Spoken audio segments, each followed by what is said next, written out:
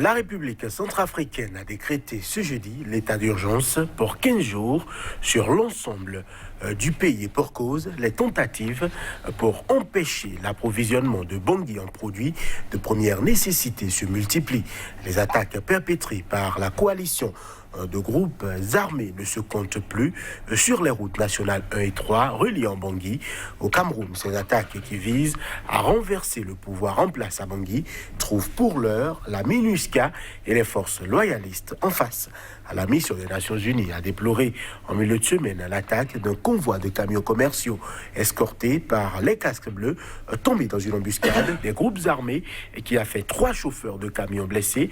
Ce convoi a dû stopper sa route. Cette rébellion pour laquelle a pris fait et cause l'ancien président François Bozizé peut compter sur le soutien des partis politiques de l'opposition réunis dans une coalition de 15 partis. L'opposition a rejeté la réélection du président Touadéra validée par la Cour constitutionnelle Centrafrique. État d'urgence face à la rébellion. Quelle piste pour en finir avec les armes? C'est le thème de l'émission du jour. Bonjour à chacun, bonjour à tous.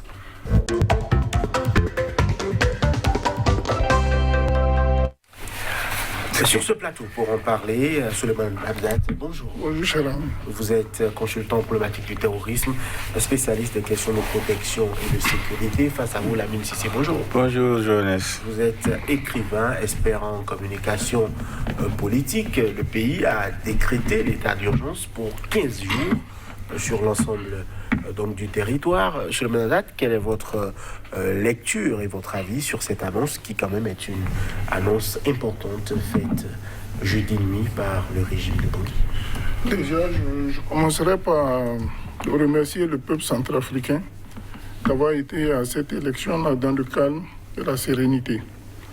Et les résultats sont connus. La Cour constitutionnelle hier a proclamé définitivement le président Archange Touadéra élu président de la République de Centrafrique.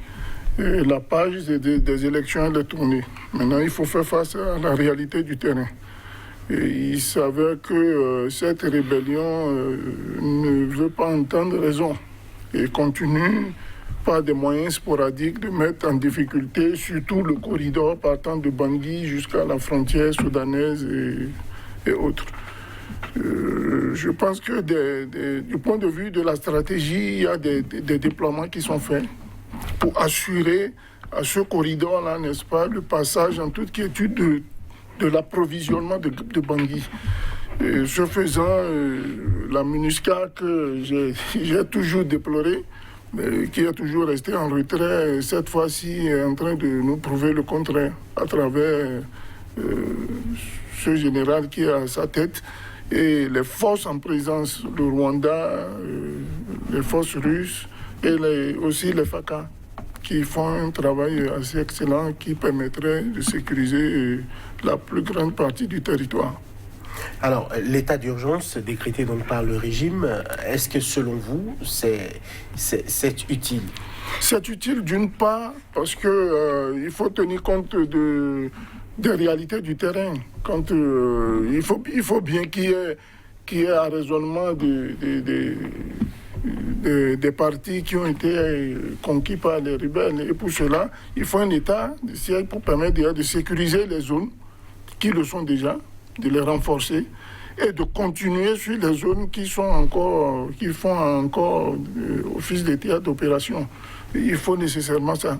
C'est un point assez technique, stratégique qui permettra à l'armée régulière et aux forces en présence de recouvrir la totalité du territoire. Alors, dans ce contexte, Lamine Sissé, l'état d'urgence permet visiblement aux autorités de procéder, pourquoi pas, à des interpellations sans passer par le procureur de la République.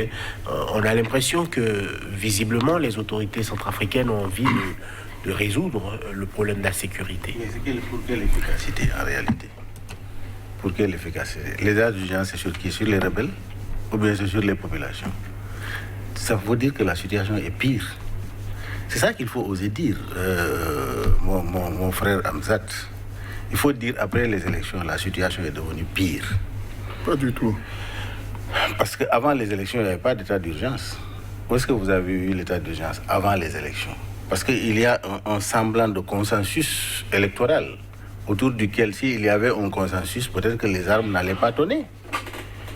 Mais on a laissé les choses pourrir. La demande des rebelles n'a pas été prise en compte. OK? Alors donc, nous sommes face à une situation où il a dit de sécuriser la plus grande partie du territoire. Il faut dire l'infime partie du territoire. Même les élections, ceux qui sont inscrits, les territoires qui sont sous contrôle, c'est la moitié qui a voté. Ils n'ont qu'à te donner... On a fini avec les élections. Ils n'ont qu'à te donner le nombre... Non, c'est les conséquences. Tu sais, quand on fait une analyse, on le fait en amont et en aval. Ce qui se passe aujourd'hui, c'est les conséquences. Quelle est la revendication des rebelles? Nous ne reconnaissons pas le président en exercice. Donc c'est le président en exercice, c'est le président des Nations Unies, de l'Union africaine, de la communauté économique des États de l'Afrique centrale et de l'ONU, de l'UEA. Ce n'est pas le président, quand on dit des rebelles, mais c'est la population quand même. Ça dit que la plus grande partie de la population du territoire est prise et sous contrôle des rebelles. C'est ça la réalité du terrain. Et quand on veut ne pas analyser la réalité du terrain et essayer d'analyser la réalité abstraite, parce que c'est une réalité abstraite, la constitution, la loi, mais la constitution, la loi, elle est où? C'est les populations, c'est le territoire et les populations. Alors donc moi, mon problème est que je vois que la Centrafrique n'est pas encore sortie de la situation. Hein. Les élections là vont empirer la situation. Et je l'ai dit depuis lors, j'ai dit, il faut faire attention. S'il n'y a pas d'élection, le président restera en pouvoir par A ou B. On l'a vu en RDC. Kabila est resté en pouvoir pendant combien de temps? Son mandat est passé, non? Mais il est resté au pouvoir. Ils ont trouvé un arrangement pour qu'il prolonge, afin qu'il y ait un consensus. C'est quand tout est réuni qu'ils sont allés aux élections. Tout n'est même pas réuni. Ils sont allés aux élections, mais lui, il est parti. Est-ce qu'on a pris les armes? Non. En Côte d'Ivoire, Gbagbo a fait 10 ans sans élection. La situation du pays demande.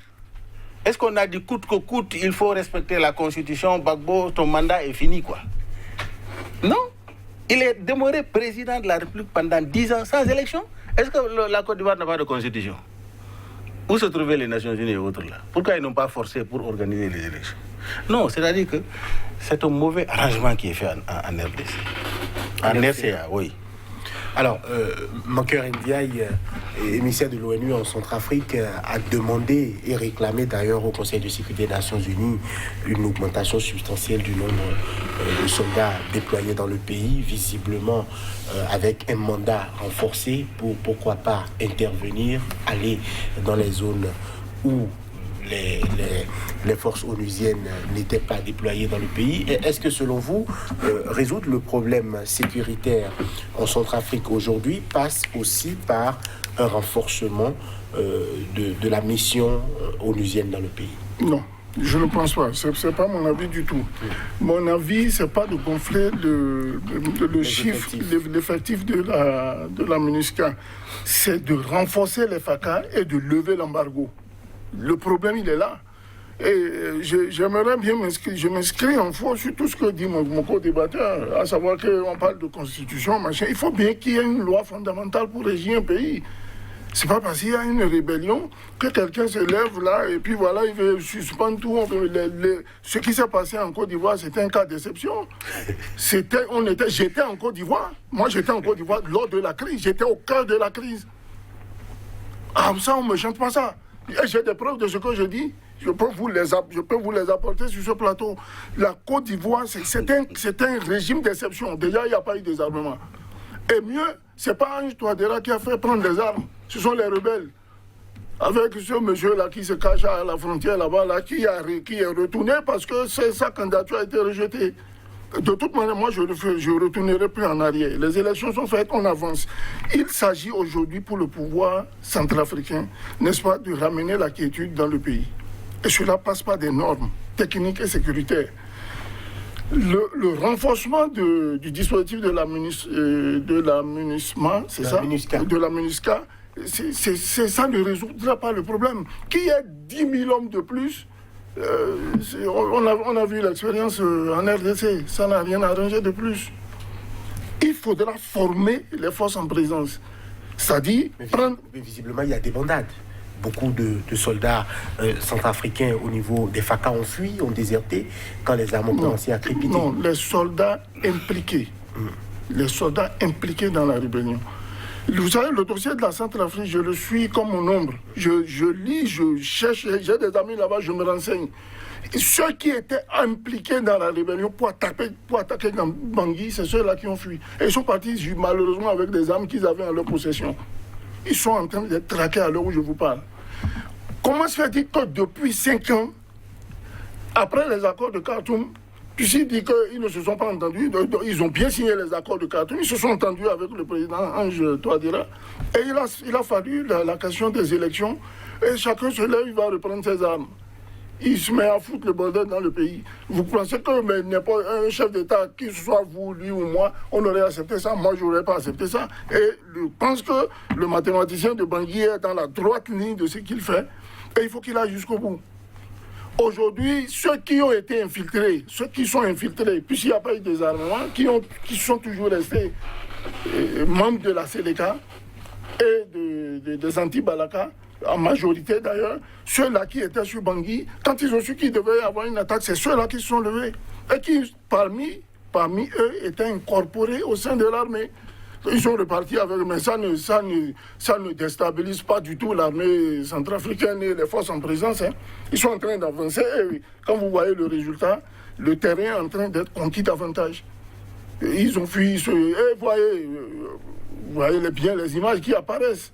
Ceux qu'on nous présente comme des rebelles, ce ne sont pas des Centrafricains.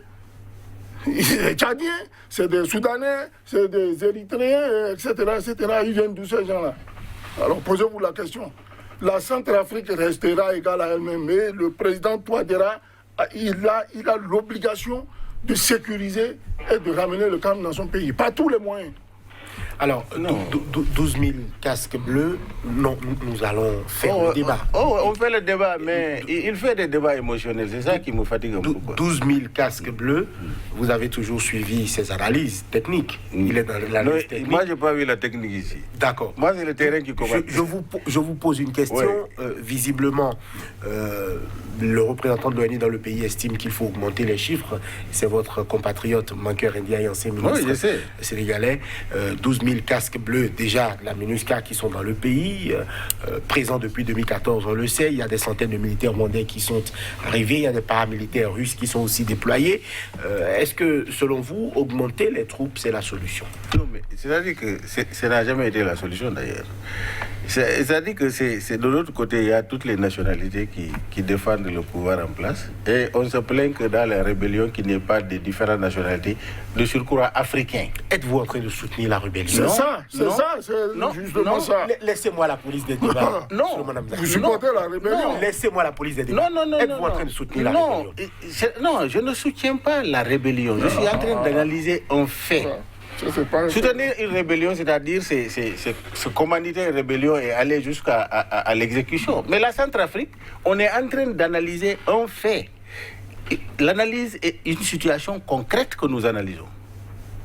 Alors maintenant, ici, on a fait une analyse sur le plateau ici pour dire quelle est la cause profonde du problème de Centrafricain. S'il y a des causes endogènes, mais les causes exogènes sont beaucoup plus aiguës et pointues que les causes endogènes. Les causes exogènes sont d'ordre historique même. Nous avons fait cette analyse-là ici. Mais maintenant, aujourd'hui, nous sommes en train d'analyser le contexte. On n'est pas en train de dire il y a rébellion, c'est de fait. Il y a les gens qui disent qu'ils soutiennent le gouvernement, c'est de fait. Mais alors, quel gouvernement? Dans ce conflit-là, il dit qu'il ne faut pas faire la comparaison avec la Côte d'Ivoire. C'est l'analyse concrète de la situation, j'ai dit, en Côte d'Ivoire, il y avait la rébellion, mais 10 ans, les élections ne sont pas faites. Et c'est les mêmes personnes, Nations Unies, qui sont venues régler le problème de la Côte d'Ivoire et qui sont par ailleurs en train de régler le problème de la RCA. M. Mankeur Ndiaye est dans la diplomatie. On n'est pas dans la diplomatie préventive, hein. Il est dans la diplomatie. Parce que là où je dis, quand tu poses des actes, au moment où, avant les élections, j'ai dit, les élections vont empirer la situation. Mais la situation s'empire après les élections. Je crois qu'il faut déplacer les analyses maintenant. La faute à la rébellion? Non. La faute à la solution. La solution c'est pas la meilleure solution. La solution, c'est pas coûte que coûte faire une élection qui semble être une élection qui n'est pas du tout une élection. Oui, mais pourquoi des rebelles, Lamine Cissé, pourquoi des rebelles qui ont signé des accords, pris des fonds dans les deniers des fonds publics, pris des salaires de ministres, ont continué à garder la main sur les territoires qu'ils exploitent? Pourquoi ces rebelles-là se lèvent contre une élection à une semaine du scrutin et entendent renverser un régime en place? Alors, quand vous pouvez poser cette question-là, vous allez interroger l'histoire. Les différents coups d'État, les chefs d'État qui sont installés, c'est les rébellions qui les ont fait quitter là-bas. Malgré Bozizé, quand même, il a connu ce qu'on appelle une élection, malgré qu'il est venu par la rébellion. Il y avait un chef d'État qui était là. Quand on va dans cette dynamique-là, on n'en sort pas. C'est-à-dire qu'il faut analyser la situation concrète. Il y a plus de la moitié du territoire, 2/3 du territoire, qui est dans la main des gens. Qui ont signé des accords. Non, qui est dans la main des rebelles. Qui ont signé des accords. Non, d'accord. Pour déposer les armes, mais qui ne l'ont jamais fait. Je ne refuse pas. Qui est dans la main des rebelles. Comme les rebelles, c'est des centrales. Il y a un ancien président qui est là.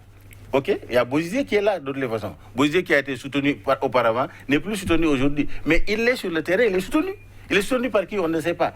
Mais cette situation concrète-là qu'il faut analyser, avoir des solutions concrètes. Que proposez-vous? Voilà, c'est ce que j'ai dit depuis longtemps. J'ai dit qu'il ne fallait pas faire un semblant d'élection. Parce que faire l'élection ou ne pas faire l'élection n'enlève en rien la légitimité du président en cours. Parce que tant qu'il n'y a pas une nouvelle élection, le président en cours demeure le président. La manière dont ils ont fait pour le maintenir... Donc la manière dont ils le font pour le maintenir, les Nations Unies, etc., c'est eux qui contrôlent le monde, qui gouvernent le monde. La manière dont ils ont dit, le président là est notre président. Sans élection, ils peuvent le maintenir. C'est la même manière où ils étaient d'accord avec Kabila. Kabila est resté jusqu'au moment où il est au-delà de son délai. Mais ça n'a pas dérangé les gens.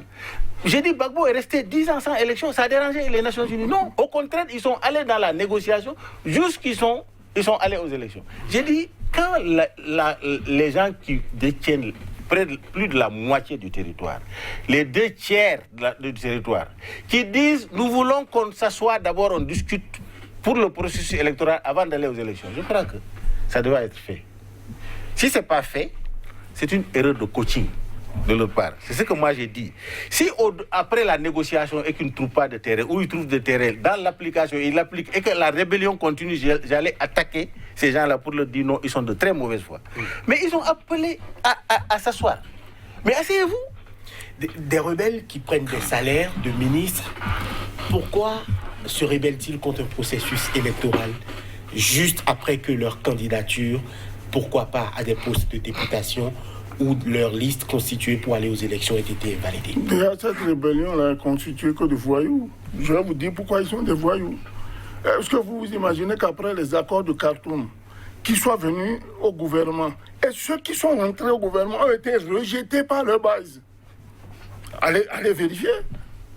Ils ont été rejetés par leur base. Et certains sont même partis pour la scission, n'est-ce pas, de la Centrafrique. Noureddin Adam, il était parti, il a fallu le président tchadien pour dire niet. Donc vous voyez, ce n'est pas des gens sérieux, ce n'est pas des gens avec lesquels il faut valablement discuter.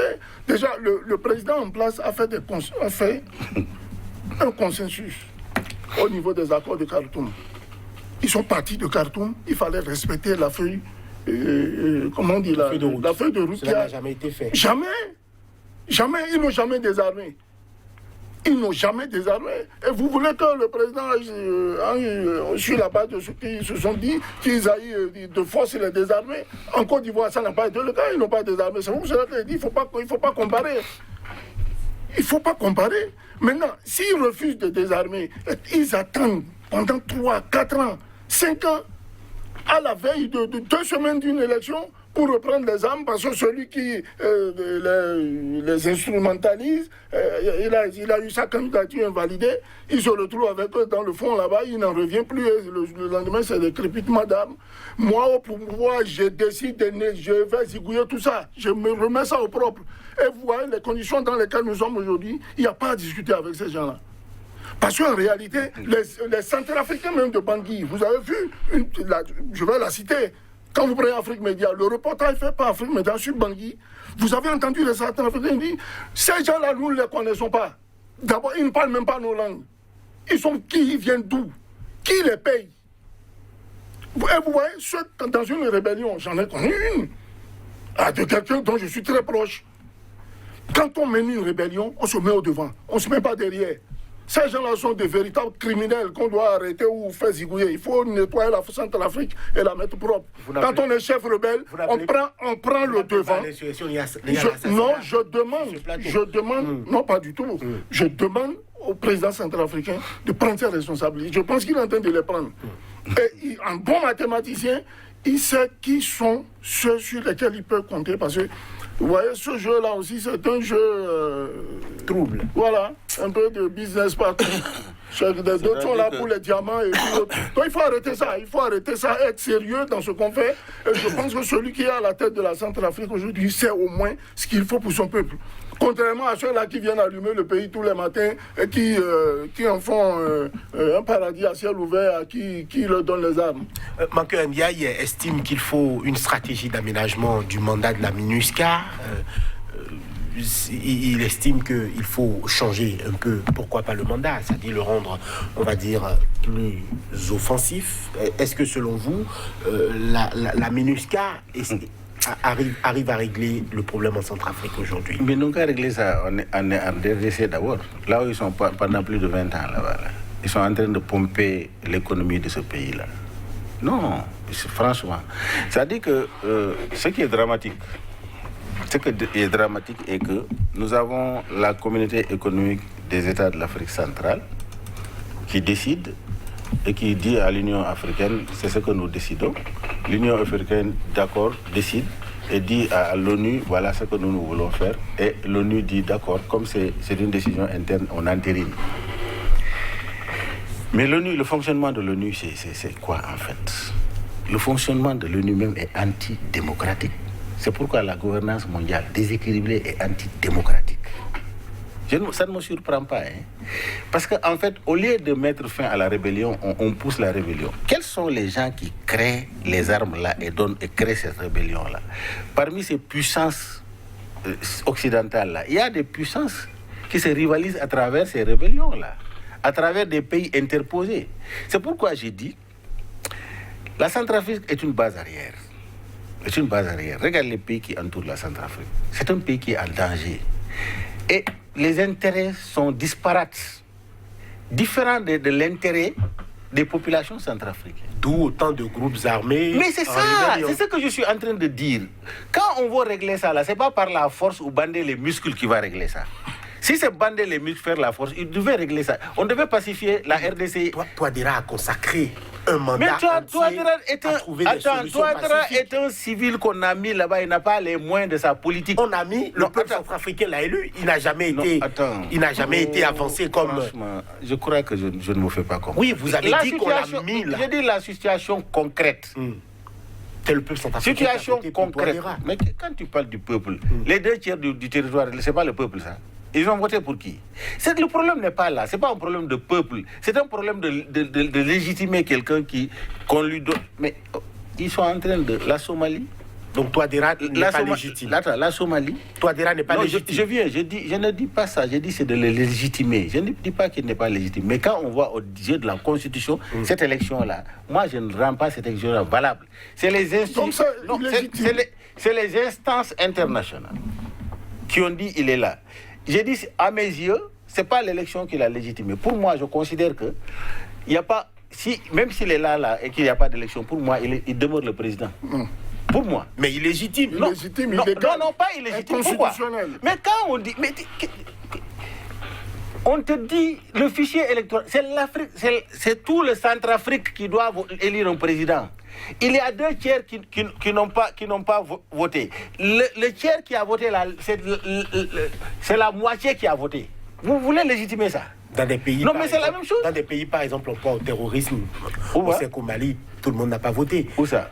On sait qu'au Mali, non, au Mali, au Mali, c'est quand même, on comprend l'endroit là où il y a le désert. On sait qu'au Faso, tout le monde n'a pas voté. Non, en Côte d'Ivoire, tout le monde n'a pas voté. Mais d'accord, mais il y a un consensus national. Dans tout ça, là, il y a un consensus. Les partis politiques se sont mis dans le jeu, ils sont allés aux élections. Il y a pas... En Côte d'Ivoire, on peut douter du consensus. Qu'est-ce que ça? Non, il y avait un consensus autour des Nations Unies. Il y avait un consensus. Non, il y avait un consensus. C'est-à-dire que la RCA est atypique. C'est plus de 622 000 km². C'est atypique le cas de la RCA. Il faut l'analyser dans son contexte. Moi, quand je fais par opposition à la Côte d'Ivoire, je parle des Nations Unies. Des Nations Unies qui ont laissé un président pendant 10 ans. Ils n'ont pas organisé l'élection. Pourquoi ici, ils se précipitent dans ces conditions-là pour voir, au lieu que les autres appellent à s'asseoir sur la table? Le contexte ivoirien, il y a 10 ans, qui a débouché sur une guerre civile avec, on ne sait plus mais de toute façon, est-il le même aujourd'hui en Centrafrique? De toute façon, pour qu'on puisse comparer. Voilà, de toute façon, le président est resté en exercice pendant 10 ans et tout le monde l'appelle président de la République. Ça n'a pas gêné quelqu'un. Moi, il était mon président. Mais ça a fini en guerre civile. Oui, mais d'accord. D'accord. Donc ce n'est pas... Non, c'est le résultat des élections. Le résultat des élections, la contestation des résultats des élections qui a réveillé cette guerre. Donc, parce que Babo dit qu'il ne part pas. Maintenant, le monsieur, la rébellion dit on ne reconnaît pas. Il faut qu'on s'assoie. Ils sont allés aux élections, ils disent on ne te reconnaît pas. C'est la suite logique des revendications qui n'ont pas été prises en compte par tous ceux qui sont sur le terrain. Là. Quand les gens disent asseyons-nous sur la table avant d'aller aux élections, mais asseyez-vous. Ne dites pas oui, la dette constitutionnelle, quand ça passe. J'ai dit, quand ils vont, s'ils vont aux élections, ça va être pire. Aujourd'hui, on parle d'état de quoi? État d'urgence. Mais pourquoi l'état d'urgence n'avait pas? Parce que la situation est devenue très incontrôlable actuellement. Pas du tout. Mais pourquoi on fait l'état d'urgence? Toi, tu sais ce que c'est que l'état d'urgence? Ah oui, c'est bien sûr que je sais ce que c'est que l'état d'urgence. Mais laissez-moi la police des débats. Bien sûr que je sais. Nous allons nous écouter. Voilà, mais l'état d'urgence, pourquoi l'état d'urgence n'est pas fait avant? Pourquoi c'est maintenant on fait? Parce que c'est pire. C'est votre avis, vous avez le Non, droit mais non, c'est le terrain, c'est l'avis du terrain. Le renfort, la MINUSCA demande, on va dire, environ 3 000 hommes de plus, mais surtout des moyens aériens importants, tels des drones, des hélicoptères d'attaque, une capacité de franchissement ou encore de forces spéciales. Est-ce que selon vous, cette demande de Mankeur Ndiaye n'est pas, on va dire, une demande claire ou moins claire d'ordonner une attaque sérieuse pour essayer de récupérer les 2 tiers du territoire? Je me gêne de vous le dire depuis qu'on a commencé cette émission. Il faut passer maintenant à la pacification de gré ou de force de la France en Centrafrique. Et pour cela, on ne va pas combattre avec des machettes. Il faut combattre avec des armes de guerre de pointe. Face à une rébellion qui est armée par qui on ne sait, et face à un pouvoir à qui on met, un pouvoir qu'on met sous embargo. Attendez, il faut arrêter maintenant. C'est maintenant qu'on commence à légitimer les rébellions. Quand on refuse à un pouvoir en place de pouvoir s'approvisionner en armes, un pouvoir légitime. Je ne parle pas de la seconde élection, je parle de la première mandature du professeur André Touadéra. Si pendant les 5 ans on l'a mis sous embargo, des armes. L'embargo continue de... continue d'ailleurs. Pour moi, même, il ne continue plus. À partir du moment où la Russie vient donner des armes, qui viole quoi? Qui fait quoi? C'est un embargo qui tient sur... Ça, il ne repose sur rien du tout. C'est à nous là qu'on impose des embargos. La Russie est rentrée avec ses armes. Qui a été les chercher là-bas? Personne. Et ça continue. Ils viennent de descendre des hélicos là-bas, de dernière génération. Les Nations Unies dont on parle, ils viennent avec quoi? Ils viennent pas avec des cacahuètes. Ils viennent avec des armes, des chars. Dans un État qui est sous embargo, alors soyons sérieux. Qui nous parle d'embargo ici? On n'est pas des novices. On n'est pas des novices. Dis au président Touadéra de ne pas aller aux élections, et on ne le refera pas ce débat-là ici, c'est de pousser le pays en inconstitutionnalité. Ces présidents comme Gbagbo et autres qui sont restés pendant 10 ans, c'est parce que le contexte les arrangeait, et ceux qui avaient pour mission de pacifier le pays n'ont pas fait leur job. Ici, en Centrafrique, ce n'est pas le cas. Et je vous ai dit, je salue encore une fois le patron de la MINUSMA, n'est-ce pas, de la MINUSCA, qui a pris les taureaux par les cornes. Et qui a dit non, mais écoutez, tout ce temps, on nous traite de tous les noms, nous on dit voilà, nous sommes une chambre d'enregistrement ou bien une unité de pillage des ressources du pays. Cette fois-ci, nous allons prouver aux yeux du monde qu'il y a des soldats qui se battent pour le bien-être de l'Afrique. Il a pris ses responsabilités. Vous voyez, actuellement, il demande des moyens en plus. Donc, il faut apporter des moyens pour soutenir la MINUSCA, moi je suis pour. Mais il ne faut pas venir gonfler le chiffre pléthorique, 3 000 hommes, 50 000 hommes, ça ne m'intéresse pas. Il faut former les forces centrafricaines au combat. Et c'est faisable. Le président Touadéra, il a fait venir 300 instructeurs russes dans ce cadre-là. Vous voyez, c'est quelque chose qui se fait actuellement. Qu'on lui donne les moyens d'aller jusqu'au bout. Et vous verrez, déjà ces gens-là, moi je vous assure, vous allez voir, ils vont rentrer chez eux. D'ici quelques mois, je défie, je mets au défi celui qui viendra me dire le contraire. Parce que les données sur le terrain nous montrent que actuellement ils sont sauvagement acculés en dehors de quelques-uns qui font des tirs sporadiques sur le tronçon que nous connaissons. Alors, devant le Conseil de sécurité, la ministre centrafricaine des Affaires étrangères, Sylvie Baipo-Témon, s'est livrée à un plaidoyer pour la levée donc, de l'embargo total sur les armes lourdes qui est imposé à la République centrafricaine. Selon la ministre, cet embargo-là crée un déséquilibre dans le rapport de force sur le terrain, alors que les groupes armés continuent de s'approvisionner. Donc c'est ça, les puissances là, c'est pourquoi moi je ne fais pas confiance à leur solution. Est-ce que la levée de l'embargo n'est pas une condition sine qua non? Mais pourquoi ils mettent l'embargo sur un pays où on dit à un chef d'État et puis le gros connu, tout ça là, élu démocratiquement? Il faut le renforcer. Pourquoi l'embargo est contre le chef d'État qui est en exercice? Il faut le renforcer pour qu'il puisse au moins lutter efficacement. C'est maintenant qu'ils veulent, ils pouvaient faire ça bien avant. Encore que l'embargo n'est pas levé. Non, les Nations Unies, ce que mon compatriote Manqueur demande là. Mais les Nations Unies, il n'est même pas question de demander cela. S'ils avaient fait ça pendant les 5 ans de mandat du président en exercice là, le débat ne serait pas clos depuis. S'ils avaient fait ça en RDC là, le débat ne sera pas clos depuis. Mais c'est-à-dire que c'est des gens qui cherchent des problèmes et ils cherchent des solutions à problèmes. C'est pourquoi j'ai dit, je ne fais pas confiance à leurs solutions. Toi, tu es attaché à la Constitution, etc. Moi, ce n'est pas ça qui m'intéresse. Ce qui m'intéresse, c'est qu'est-ce qu'on doit faire pour que nous puissions avoir la paix dans ce pays-là. Mais la paix ne peut pas se faire sans les Centrafricains eux-mêmes, c'est pas possible. Et souvent, ce pays-là ne sont pas des Centrafricains. Et la preuve a été donnée à la télé. J'espère que vous avez vu ça. Non, je peux lui donner la parole, je te laisse parler. Non, je vous fais juste ça. Il a dit quoi? Allez-y. Non, j'étais en train de vous dire que ceux qui sont actuellement sous le couvert du président Bouzié en train d'attaquer la Centrafrique, ils ont été présentés à la télé. Et ils ont révélé leurs identités. Je pense que ce ne sont pas des Centrafricains. Non, moi, ce n'est pas ça qui est mon problème. Si ce n'est pas des Centrafricains, c'est des Africains. Ah non, donc, je dis la Centrafrique fait la frontière avec combien de pays? C'est ça, dans un pays où il y a du désordre, mais tout le monde y vient.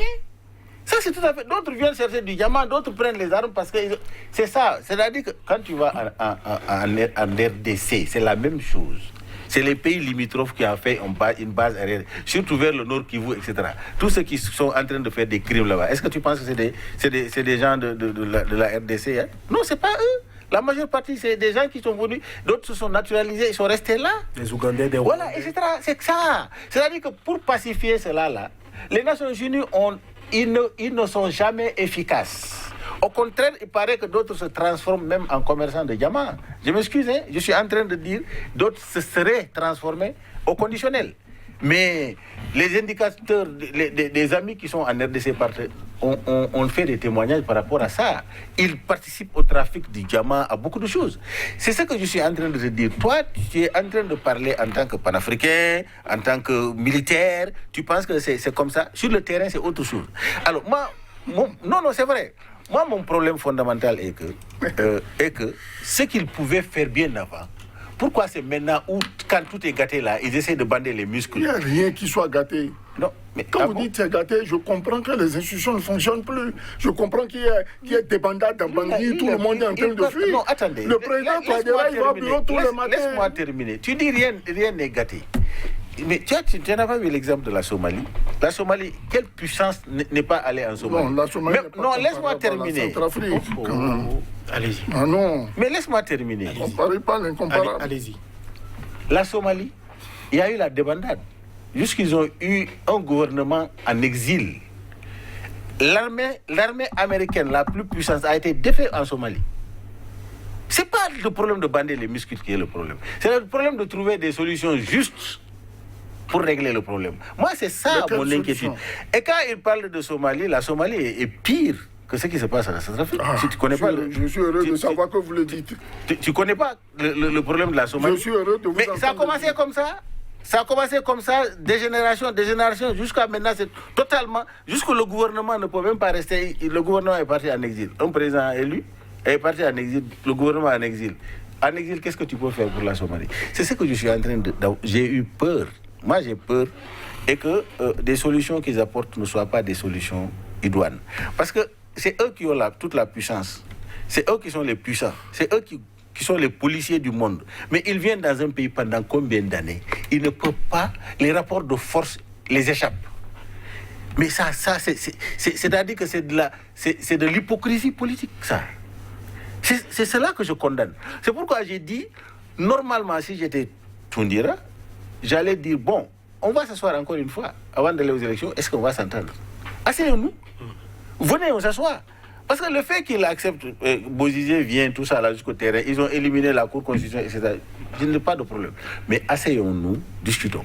Si ça soit à l'issue de cela, il n'y a pas de solution, moi je dirais que ces gens-là n'ont pas ils sont de mauvaise foi. D'accord. Alors, on sait que la Chine et la Russie soutiennent la levée de l'embargo sur les armes lourdes qui pèsent contre le régime de Bangui, mais visiblement, les États occidentaux ne sont pas de cet avis. Ces États-là estiment que, il y a des risques de voir un afflux d'armes tomber en de mauvaises mains dans le pays. Ils en ont l'expérience. Ils l'ont vécu en Syrie. Ceux à qui ils donnaient des armes là-bas, soi-disant c'est des rebelles, et ce sont les mêmes qui se sont retournés contre eux. Et il a fallu Poutine pour aller nettoyer ça. Ils viennent foutre le bordel. C'est les mêmes qui ont dit au colonel Muammar Kadhafi qu'il ne fallait pas rentrer à Benghazi. Et ils ont mis un embargo et ils ont pris les armes qu'ils ont données à ceux-là qui ont été renversés Kadhafi. Ils ont foutu le bordel en Libye. Il faut qu'on soit d'accord au moins sur ce qui nous paraît clair. Vous ne venez pas mettre un État en embargo, sous embargo, n'est-ce pas? Et de l'autre côté, vous amenez des gens pour venir les attaquer. Vous cherchez quoi en fait? À positionner vos pions. Et l'Occident a souvent joué ce jeu trouble. Heureusement qu'il y a des États encore comme la Chine, comme la Russie et d'autres qui se lèvent au niveau du Conseil de sécurité des Nations Unies pour dire sur tel point, non, on n'est pas d'accord. Imaginez-vous que tout le monde était dans le même sens de globalisation ou de mondialisation. On serait dans un bordel à ne pas en finir. Donc il va falloir que le président Touadéra choisisse ses partenaires. Nous sommes dans une guerre asymétrique. Il n'a qu'à choisir ses partenaires. Il choisit ses partenaires, la Russie, la Chine, tous ceux qui peuvent lui donner des armes. Il a vu aller en Angola tout dernièrement. Le président angolais lui a dit, écoutez, moi je suis prêt à vous appuyer. Et il faut qu'il prenne partout où cela lui sera possible pour nettoyer. Parce que le problème, en fait, c'est qu'il n'est pas que centrafricain. Si jamais... Régional. Exactement. Si la Centrafrique tombait, le Cameroun qui est déjà visé depuis, et là, bravo Obi, chapeau, coup de chapeau pour le travail qu'ils font. Le Cameroun serait dans la merde alors qu'on est en train de faire une belle fête de football par là-bas. Ils vont mettre encore les populations en difficulté. Le problème doit rester avant tout régalien. Ceux qui refusent de venir à la table de négociation, qui ont refusé Khartoum, et qui sont allés se mettre quelque part, le temps que d'autres aillent au gouvernement, et qui s'opposent entre eux aujourd'hui, qu'est-ce que vous avez à discuter avec des gens comme ça? Encore que quand vous vous mettez sur une table, ceux qui sont les chefs rebelles là, je veux citer, il y a Noureddin Adam et d'autres, vous ne les voyez pas, vous les entendez depuis qu'il y a cette guerre-là. Souvent ils ont des représentants. Exactement, et on ne parle que de Bozizé, que de Bozizé. Il y a peut-être des choses qui se font aussi sur sa tête. il va falloir que lui-même se lève, qui donne de la voix pour dire non, ça là, oui, c'est moi. Comme l'ont fait des gens qui ont assumé, permettez-moi le terme, qui ont assumé leur tonus, comme les gens qui ont dit oui, c'est nous, on a fait ça. Museveni, il a fait 6 ans de guerre, il dit oui, c'est moi. Et il est au pouvoir, il a continué. Mais ceux qui se cachent dans les ténèbres là, et qui actionnent les jeunes, prenez les armes, allez combattre, voilà, on rentre dans Bangui, tout ça là, pour venir se siroter sur le dos du peuple. Il faut en finir avec ce bordel. Mon cher ami, c'est terminé. Alors, aujourd'hui, visiblement, l'objectif des rebelles, c'est de renverser le pouvoir, puisqu'ils essayent de trouver toutes les pistes possibles pour marcher sur Bangui et reprendre le pouvoir au président Touadéra. Renverser, aujourd'hui, Faustin Archange Touadéra résout lequel des problèmes des rebelles? Tu sais, si par exemple, c'est le premier renversement d'un pouvoir en RCA, j'allais vous poser cette question. Là. Mais ceux qui sont là, MINUSMA et autres là, MINUSCA et autres là, ceux qui sont là, combien de pouvoirs sont renversés sous leurs yeux et ils sont venus coopérer avec ceux qui renversent le pouvoir. C'est-à-dire, on vient renverser le pouvoir et puis ils viennent coopérer avec celui qui a renversé le pouvoir. Ça a été toujours comme ça. Donc, quand on renverse le pouvoir, là, c'est les mêmes MINUSCA qui seront là pour venir négocier encore les mêmes. Donc, c'est-à-dire que c'est le clair-obscur dans la résolution des problèmes. Le clair-obscur. Regarde le nord du Mali. Si le peuple malien ne s'était pas levé pour montrer la révolution, il n'y aura pas de solution. Ils allaient être là. C'est-à-dire qu'il n'y a ni paix, ni guerre. Et la chose allait s'empirer. Donc je crois que la solution, c'est pourquoi je dis, j'épouse totalement tes dernières analyses là. Quand il me dit, le président actuel doit essayer de s'affranchir. Parce qu'il est le président de la République. Quoi qu'on dise, parce qu'il n'y a pas un autre président élu. Pour moi, jusqu'à preuve du contraire, il est le président de la République. Alors, il n'a qu'à s'affranchir pour pouvoir créer d'autres coopérations, d'autres accords qui lui permettent d'avoir les moyens. Si les Nations Unies, tout ça là, avec leur armada, ils sont incapables de régler ce problème-là. Alors, si cette incapacité-là, c'est fait exprès, ou c'est pas fait exprès, on ne sait pas. Parce qu'il ne faut pas oublier, Hamzat, que il y a des forces qui travaillent à la désunion de l'Afrique. À continuer à la désunion de l'Afrique du moins. Il y a des forces qui travaillent à cela fortement parce que ça ne les arrange pas. Et vous savez, il ne faut pas prendre la RCA comme ça. Si la RCA est un foyer de tension, mais ce qui veut dire qu'il y a des implications dans tous les autres pays. Ce qui veut dire qu'il y a l'instabilité qui s'installe au cœur de l'Afrique centrale. Leur objectif, est-ce que c'est de pouvoir pacifier là ou de pouvoir continuer à allumer des foyers de tension pour que notre travail ne serait que pour courir vers la paix, alors qu'eux, ils ont d'autres objectifs. Parce que l'Afrique en paix, l'Afrique harmonisée, l'Afrique sans guerre est une Afrique qui va s'unir politiquement et économiquement. Les gens travaillent à ce que nous ne nous unissions pas. Parce que moi, je n'ai pas vu où est-ce qu'ils ont pu régler les problèmes de conflit là. Si ce n'est pas des solutions endogènes qui les règlent, c'est très difficile. C'est très difficile. C'est des solutions endogènes, souvent qui viennent avec le patriotisme qui règlent ce problème-là. Mais eux, je n'ai pas vu où est-ce qu'ils ont pu nous régler. Ils viennent avec les armes, ils viennent avec tout, avec la théorie. Ils viennent avec des fonctionnaires internationaux qui ont de gros salaires et de gros 4x4 qui sont à l'abri. Mais ils n'ont jamais su protéger les populations dans ces conflits-là. Moi, c'est mon inquiétude. C'est pourquoi j'ai dit, quand les fils du pays disent « nous voulons cette solution-là », suivez-les dans cette solution-là. Parce que souvent, leur solution n'est pas notre solution. Souvent, quand ils vous disent « faites ça là », vous faites ça là, derrière là, ce qu'ils font, c'est grave. Mais les rebelles là, comment ils deviennent aussi puissants comme ça là? Comment, moi, je me pose la question. Comment il y a Rwanda, il y a tout ça là, il y a MINUSCA, comment les rebelles là deviennent plus puissants que ces gens-là, juste qu'ils viennent les menacer dans leur territoire? Mais toi, tu es un stratège. Il faut me dire c'est quoi? Parce que moi, je ne comprends pas. Alors moi, c'est la suspicion là qui fait que je dis, leur solution pour moi n'est pas une solution. Je suis désolé. Mais je ne fais pas confiance à ces gens-là qui viennent se promener dans nos territoires là, pour dire qu'ils vont nous aider à nous réconcilier. Alors, aujourd'hui, en République centrafricaine, il y a des difficultés à approvisionner la capitale en vivres, en médicaments et consorts. On parle de flambée du prix de certains produits de première nécessité. On parle de plus de 50% d'augmentation de ces prix-là. Qu'est-ce qu'il faut faire dans l'immédiat pour soulager des populations, on va le dire, meurtries par des décennies de conflits et de tiraillements entre une élite et des rebelles? Déjà, il faut reconnaître que l'axe Bangui vers la frontière du Soudan, c'est cet axe qui pose beaucoup de problèmes, et du côté du Cameroun aussi. Et ce sont les axes principaux d'approvisionnement de la capitale. On ne peut pas avoir une idée parfaite de ce qui se passe en zone de combat. Nous allons nous atteler à la capitale. Si Bangui n'est pas approvisionné, c'est dans l'espoir de recréer un autre soulèvement. Et pour créer ce soulèvement-là, on utilise des rebelles. Mon co-débatteur demandait tout à l'heure s'il était stratégique, quelle était la solution, n'est-ce pas, pour faire en sorte qu'il y ait la paix. Vous voulez discuter avec des gens qui ne veulent pas entendre raison? C'est la question que je me pose. Je veux bien discuter avec lui si nous sommes d'accord pour aller à un consensus. Le consensus a été trouvé à Khartoum. Ils ont trouvé ce consensus-là. Ils ont refusé d'appliquer les accords de Khartoum. Ils ont attendu la veille des élections pour rebondir. Parce que les accords ne les arrangeaient pas. Ne les arrangeaient pas, ne les arrangeaient plus. Parce que ceux qu'ils ont fait nommer au gouvernement ne faisaient plus le jeu de ceux qui étaient de l'autre côté.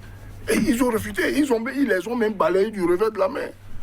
Vous imaginez qu'une rébellion vienne imposer à un chef d'État en exercice? Ah, moi je veux le ministère de la Défense. Ah, moi je veux le ministère. Mais vous êtes qui pour exiger un ministère? Vous n'êtes rien du tout. Celui qui a le pouvoir régalien, c'est le président Touadéra. C'est à lui de voir si tel est compétent ou l'autre, une femme, etc. Le ministre de la Défense centrale, c'est une femme qui tient valablement son poste, et que je salue du haut de ma position. Donc, il faut accepter que le président est le gouverneur, et elle la gouverne du moins, en main pour dire et dicter la politique de l'État. C'est lui qui a été élu, ce n'est pas les rebelles qui ont été élus. Donc, ils n'ont rien à imposer au gouvernement. Et mieux, moi, dans le cadre de l'approvisionnement de Bangui, pour que les prix puissent se rejeter, il y a un corridor. Il y en a plusieurs, ceux qui vont vers le Cameroun, ceux qui vont vers le Soudan, etc., qui sont en train d'être sécurisés. En ce moment, il y a des patrouilles mixtes, MINUSCA, Rwanda, Russes, etc. Ils sont en train de s'organiser pour que le corridor soit ouvert. Et le corridor, il est déjà même ouvert depuis une semaine, puisque ça va et vient déjà. C'est par endroit connu des rebelles qu'il y a des tirs sporadiques où vous voyez par exemple les 3 chauffeurs qui ont été touchés sur le convoi de la MINUSCA, c'était des tirs sporadiques, c'est pas des combats acharnés d'attaque d'un point sensible. C'est juste un tir. On peut effectuer, il y a des armes aujourd'hui pour effectuer des tirs à 3 km. Hein. Vous le savez ça. Il y a des armes, l'arme la plus performante qui peut tuer à 3 km est le russe. Alors allez-y comprendre, si le président Poutine il ne vient pas là-bas pour s'amuser, hein, il a des références de guerre. C'est quelqu'un qui, en Syrie et ailleurs, a fait ses preuves. Et donc, il apporte son expertise. C'est pour cela que je dis qu'il ne faut pas gonfler le chiffre de la MINUSCA, il faut plutôt aller dans la formation des hommes. Et dans des secteurs bien précis. Si la gendarmerie, elle est là, il faut la former dans les règles de l'art. Si les unités de combat sont là, il faut les former dans les règles de l'art et faire en sorte que ce ne soient pas des gens qui viennent parce qu'il n'y a rien à gagner et on va là-bas, on va jouer les militaires, on se met un béret sur la tête. Non, parce que c'est des gens qui ont accepté la vocation, n'est-ce pas, de défendre la patrie, même au péril de leur vie. Et il va falloir que ce recrutement et cette formation-là soient conséquentes. N'est-ce pas? Le recrutement soit conséquent, la formation soit conséquente pour permettre au régime d'asseoir véritablement, n'est-ce pas, son autorité. Ouais, même dans les petites dictatures, là, les petits dictateurs, là, ils se battent sur quoi? Sur l'armée.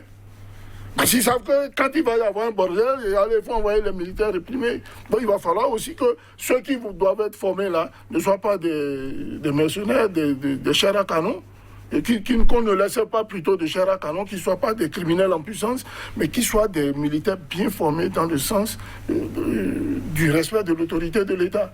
Et j'ai suivi une émission où il y avait un compatriote qui émettait une idée très intéressante. Ouais, la MINUSCA, par exemple. Il faut refuser de nous amener des Philippins, des Cambodgiens, des histoires comme ça. Il y a nos pays là, en Afrique, là, ils participent à cette MINUSCA. Alors, la Centrafrique n'a qu'à se servir des pays frontaliers pour demander un contingent. Et quelque part, proposer, n'est-ce pas, la force d'une unité spéciale sous le commandement direct du président de la République. Ça merde là-bas, écoutez, allez, mettez-moi de l'ordre. Et que l'armée continue. Il y a des... Moi, j'ai connu le RSP au Burkina. Vous avez vu, sous Blaise Compaoré, ça a duré 27 ans. Ça a fini par être démantelé parce que, bon, la politique a intégré les rangs. Le ETU au Libéria, c'était pareil. Ça a tenu, ça tient. Museveni, avec son... il tiendra tant qu'il y a des unités comme ça.